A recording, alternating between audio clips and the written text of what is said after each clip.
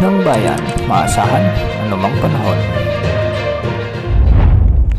Magandang araw po sa ating lahat. Narito na ang pinakahuling update sa magiging lagay ng ating panahon sa susunod na 24 oras. Sa kasalukuyan ay tatlong weather systems ang nakakaapekto ngayon sa ating bansa. Una rito ang Intertropical Convergence Zone.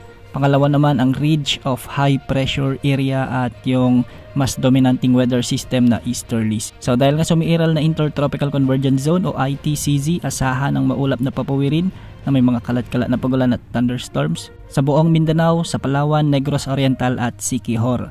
Pinag-iingat natin ang ating mga kababayan dito sa banta ng mga biglaang pagbaha o pagguho ng lupa, lalo na kung may mga katamtaman hanggang sa malalakas na pag-ulan. Dahil naman sa pag-iral ng Ridge of High Pressure Area, asahan din ang bagyang maulap na kalangitan sa may Batanes at Babuyan Islands. Wala namang inaasang epekto ang weather system na ito sa mga nasabing lugar. Samantala sa Metro Manila at nalalabing bahagi ng bansa ay easterlies ang magdadala naman ng bahagyang maulap hanggang sa maulap na kalangitan na may mga isolated rain showers and thunderstorms. Hindi rin inaalis ang banta o posibilidad ng mga biglang pagbaha o pagguho ng lupa, lalo na kung may mga umiiral na severe thunderstorms. Para naman sa lagay ng mga pag-alon sa ating karagatan ng mga baybayin sa Northern Luzon ay magiging banayad hanggang sa katamtaman o posibleng umabot hanggang 1.5 meters. Sa nalalabing baybay ng bansa ay posible namang umabot ang mga pag-alon hanggang 1.2 meters. Sa kasalukuyan ay wala pa rin tayong namomonitor na LPA o anumang sama ng panahon na posibleng pumasok o makaapekto sa ating kapuluan